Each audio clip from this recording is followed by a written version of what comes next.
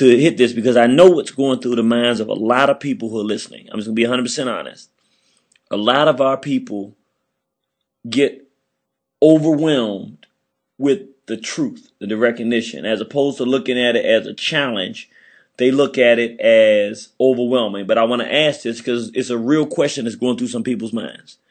Okay, it's one thing to say that as nationalist community, we're failing in the fight against the integrationists because the integrationists are stronger than us and they're working harder. But when people hear that part of the difficulty is fighting the integrationists, is that the integrationists have the backing of the white supremacy infrastructure, then the question in many black people's minds that they won't say out loud and clearly and honestly, but they really do feel is, well, how can we fight the integrationist infrastructure, quote unquote leadership, at the end of that one football when they're supported by that system, when we don't have a same kind of system behind us? What is a practical reality of an example of how you fight that? You know that there's, I forget which of the professional, I think it was Joe Louis who had a saying, I guess it was when he was getting ready to fight this big giant guy, Primo Canera, or whatever his name was. And they asked him if he wasn't afraid that this guy was going to hurt him because he was so much bigger. And Joe Louis's response was, the bigger they are, the harder they fall. And give me my chance to, lay a blow on him, and you'll find out what can be done in that sort of apparently disadvantaged situation. We should never be of the opinion or allow ourselves to be of the opinion that the size of the enemy it should influence how we feel towards our ability to win a victory against that enemy or any other enemy.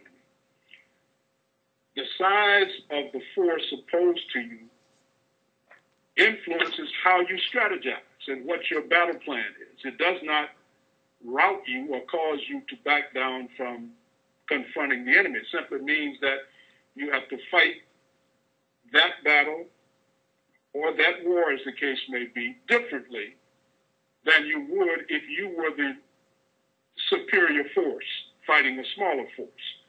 And that's what I mean when I say that we don't strategize. We tend to be reactionary rather than strategic. If we see something, we will react to what we see. If we feel something, we will react to what we feel rather than assess the situation, appraise it, analyze it. What are its strengths and weaknesses? Where are the best places to attack it? Where is it most vulnerable? Where is it strongest?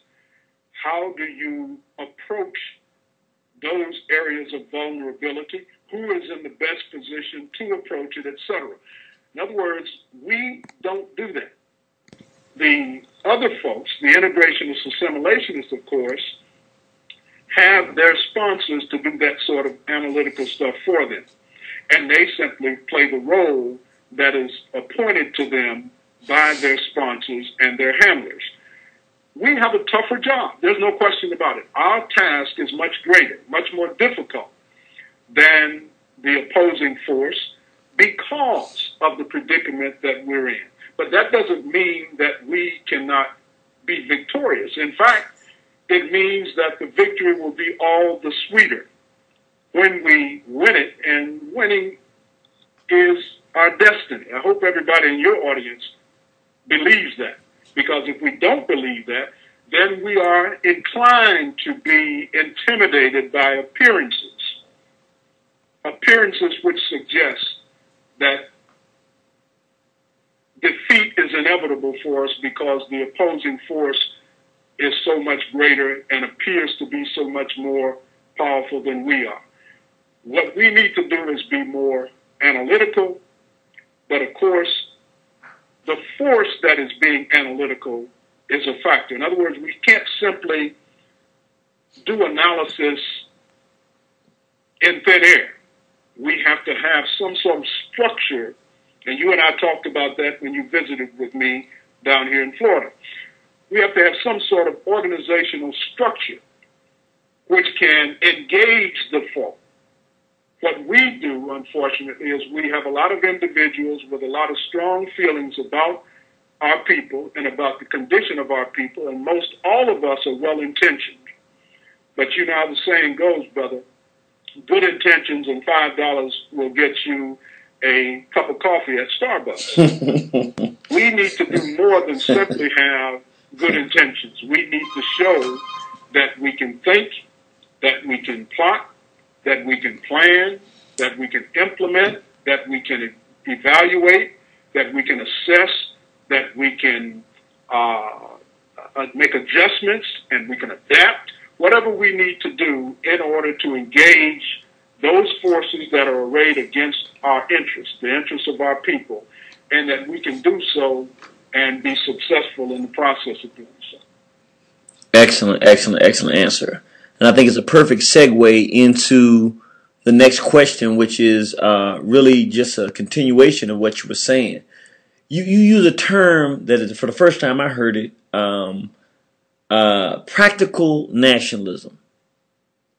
Could you explain what you mean when you say practical nationalism, and then give us some examples of how practical nationalism is applied in the world that we live in?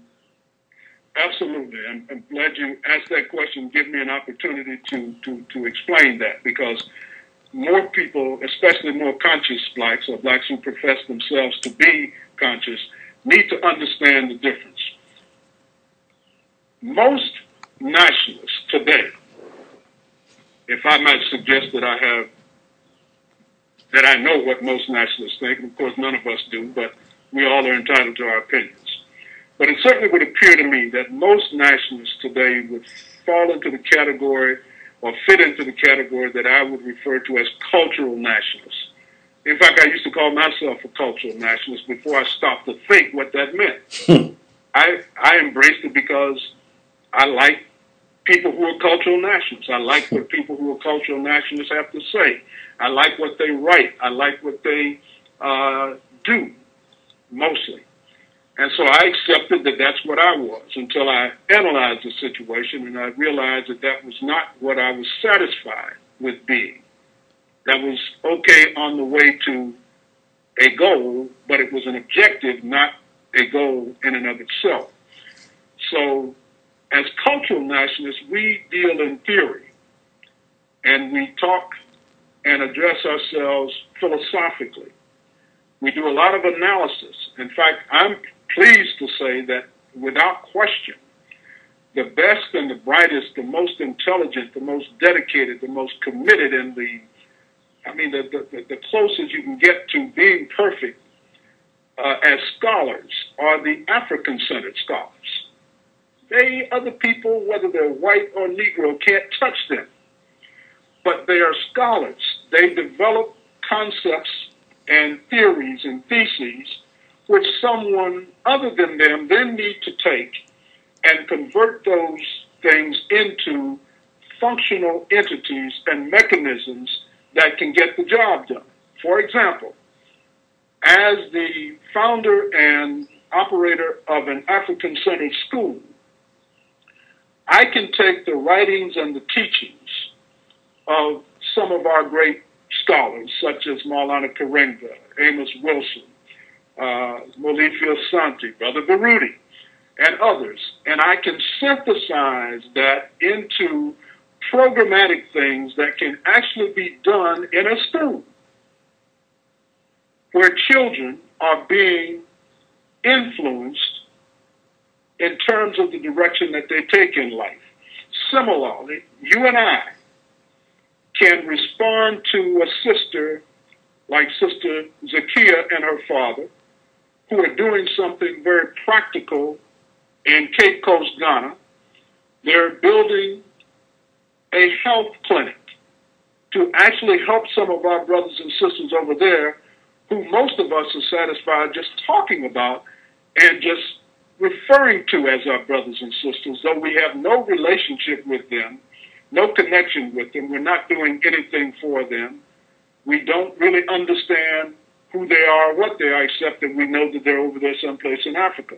But that activity, for example, that we're assisting, and your listeners are assisting Sister Zakiya and her family in doing, that's an evidence of practical Pan-Africanism, because Pan-Africanism is the global manifestation of black nationalism.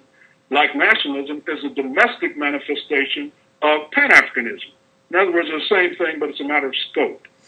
So practical means that it can be applied to the real life situation where the rubber meets the road. Our school, our African-centered school, is an example of practical black nationalism, because we're taking it to the level where the people are. The children can benefit because of the teaching and the developmental things that we can expose them to. Adults who have the right credentials can benefit because some black folk can offer them employment doing something that they're trained to do and that they love doing, which is teaching children. Most of our nationalists tend to be of the theoretical or the cultural stripe. That's not a knock on them. It's simply saying that we put too much dependence on those folks to do things that it is really not, that they're not equipped to do. They have done their job when they've developed. Amos Wilson did his job when he developed Blueprint for Black Power. Claude Anderson did his job when he developed the Powernomics Plan, and so on and so forth.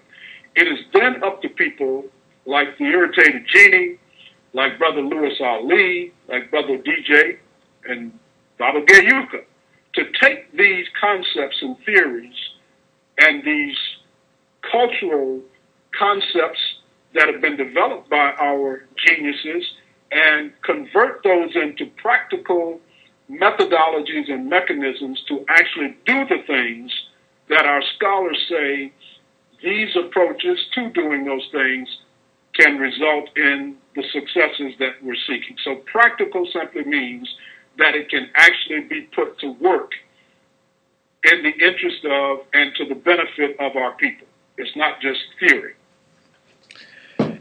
Excellent explanation. And let me just say for the record why it means so much to hear this. I know that, like you were just talking about, the Sister Zakiya Penny, who has that Doing for Self mission where she's going to Africa, and we've been trying to raise, we haven't been trying to, we've been raising money for her in her efforts to go over there and build a clinic. She and her father and mother and the family building a clinic for the health care of our people in the rural region of West Africa. But, you know, I've been to Africa 12 times. And I'm just being honest when I say one of the things that I realized, and this has been in my Pan-Africanist, black nationalist life, is that I have a lot of ideas, information, intellectual breakdown and all that stuff. But there were many, many times where I stood right there in Africa with brothers and sisters, and I'm filled with this knowledge of the European being the enemy and all this kind of stuff. But I'm looking at them and I realized, I mean, one time in Ghana in particular, the brother was talking about stuff that they needed over there, and I was like, well, you know, what you need? You need I'm thinking of all these things about the war against European, and he told me real simple. He said, well, we need things like maps for our children, crayons. He started naming some real basic stuff. And I realized that there was a huge disconnect from all of this world view that I'm seeing and what I actually was able to practically produce that will be of value to them. And I'm saying that to say, where brothers like yourself come in, particularly being an elder who's done it, not talking about it, but has done it, and say, here's what practical nationalism is. Here's a school. Let me show you how it's done. The part that people like yourselves, or Brother Rudy, who have the school right here that you can come and say, here's the school, here's how you do it. It takes those ideas and makes them less rhetorical and gives them a physical, practical value. There's now a place in the infrastructure for, in the feminization of the black male lecture, where a young person who's going to have to fight this battle and win can actually be given it in the construct of something practical and realistic for them in their everyday life so they can be applied.